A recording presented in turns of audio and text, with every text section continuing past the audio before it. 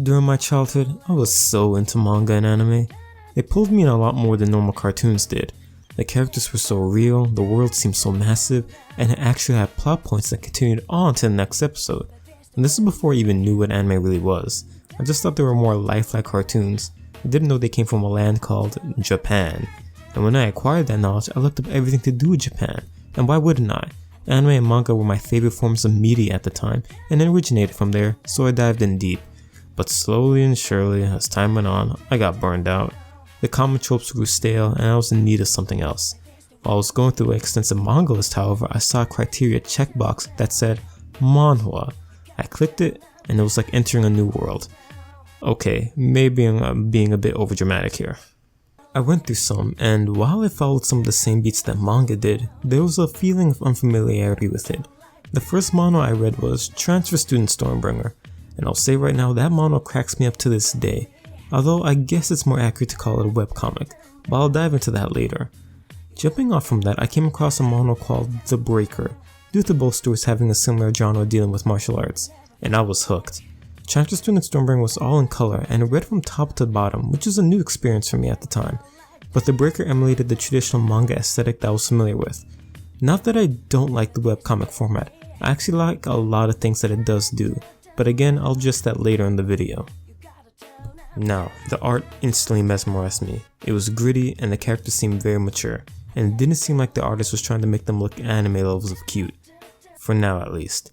And that leads me to Jin-Hwan, the artist for The Breaker and many other works.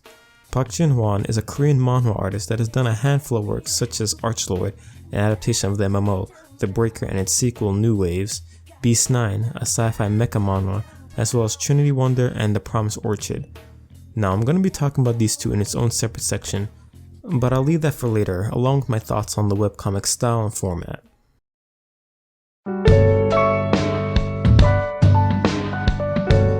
Early in his artistic career, he sported a more mature style, something you would probably see in a seinen type of story.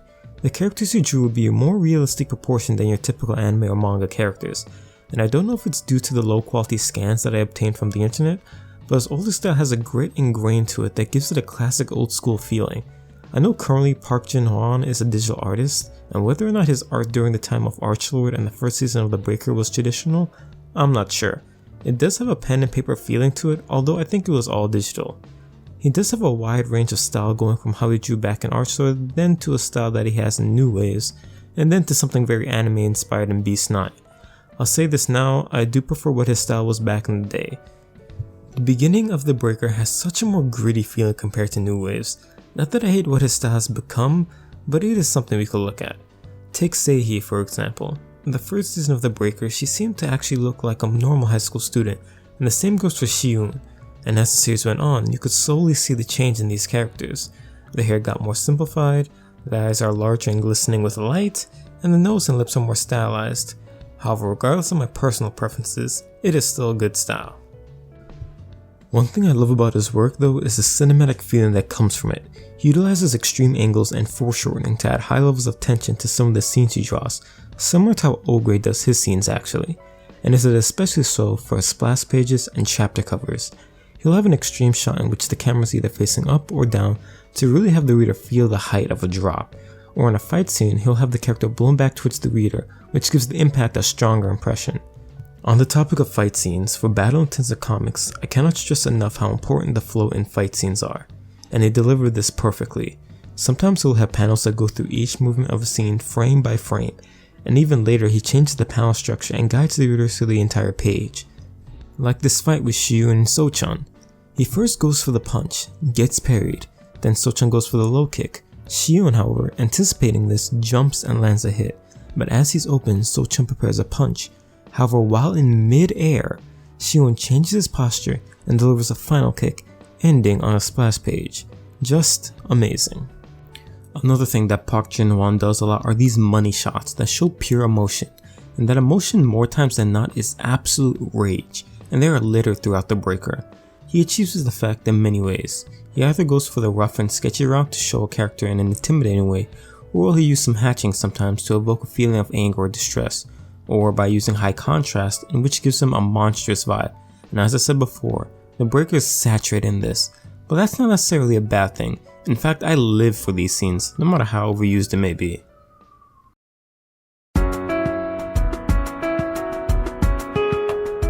Now, aside from some volume covers and promotional work, back in the day I would barely see any colored work from this man.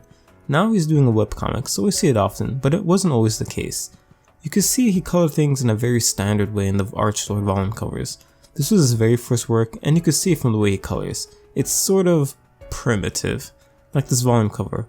Why is there saturated red next to a saturated green with saturated oranges with a brightly lit skin and what is a dark moonlit background? What even is this? In my artist analysis video talking about Kazue Kato, I mentioned that colors are all relative to each other and what's around them. Having two saturated colors on opposite sides of the color wheel usually doesn't work unless your style goes for that type of aesthetic, say like Tatsuki Fujimoto and the first volume of Chainsaw Man. True, the color in the first volume is bananas, but so is the manga, so it works. But as I said, Archlord was very early in his artistic career. In The Breaker, it seems as if he almost gave up entirely on color. Most covers were grayscale, and when there was color, there was either only a hint of it or very desaturated. But there were some very good covers like this one. It's dark, so most of his figure is covered in shadow, and he limited his palette to one main color, and he just continued to get better from there. New Waves has this monochromatic style with one main color with its volume covers, but the chapter covers is where he really shows his leap in skill. He alternates between two styles. He either does a cell shading technique and sometimes he'll put a slight gradient overlay, and there's this more smoothly blended painting style. This is when he gets rid of all lines and solely relies on rendering, and I absolutely love this style. That along with his compositions makes these look like designer magazine covers, and it's at this point where he fully understands color theory. This piece is filled with cool tones, therefore the skin and clothing are all going to be a color that's relative to all this blue. One thing I find sort of hilarious though is his excessive use of the bloom effect, and almost every single piece uses this damn effect. It's like he... Okay, so we've got our image right here, then let's go to the bloom effect, and adjust the settings, make things brighter, and yeah, there we have it. It's a funny thing I noticed, it's not a bad thing, just calm down with that effect. It's also nice to see some of these characters in color too. Not gonna lie, I sort of forgot Ginny's hair was red at some point when reading the story.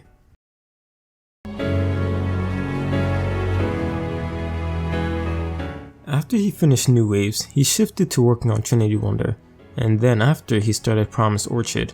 Whether The Breaker will see a season 3, well, time will only tell. The interesting part is that he went from the typical black and white style of a comic book to the vertical, sometimes colored style of webcomics. I can assume that is due to the increased popularity of webcomics at a global scale, because goddammit, everyone is doing it. With webcomics being one long vertical page, you can actually use that to your advantage when coming up with different compositions, like for action scenes. You can use the vertical formatting to show a clash between two characters drawn out over a period of time. You can see that he did something to this effect as well in The Breaker. It also helps in extreme angle shots as well. Another thing he does is breaking up a splash page and sectioning off as separate panels. This is a very clever way in making what is essentially one large panel into many smaller ones. For example, this is the original image, but when you read it in the webcomic format, it's broken apart like this.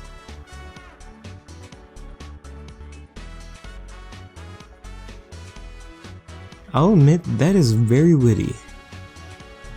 I will say that between these two webcomics, overall, Trinity Wonder seems to have a much higher production by a large margin compared to Promised Orchid.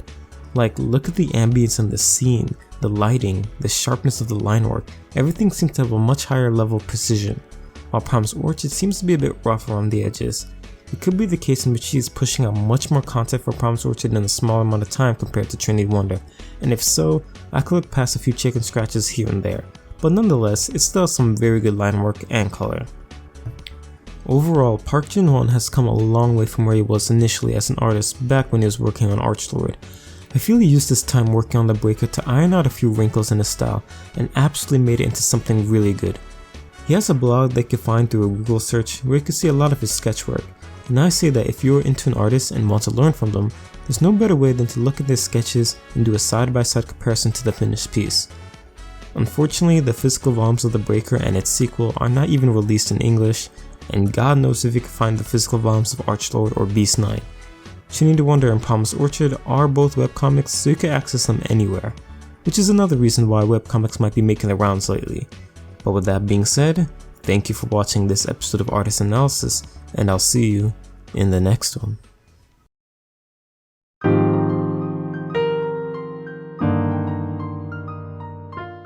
Hey guys, it's me, back again.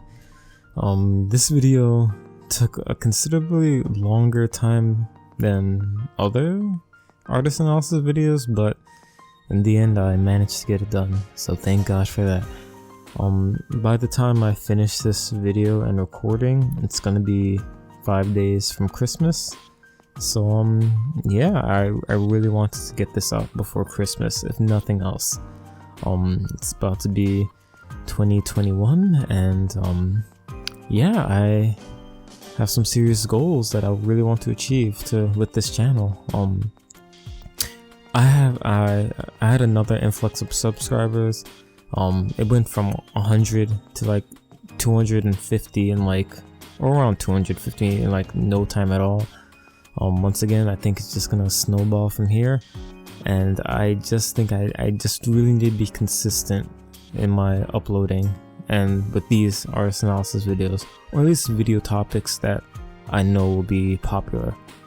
Once again, thank you for people that are subscribing and actually watching my videos, and yeah, I hope that you guys will stick around, and yeah, I'll see you guys in the next one.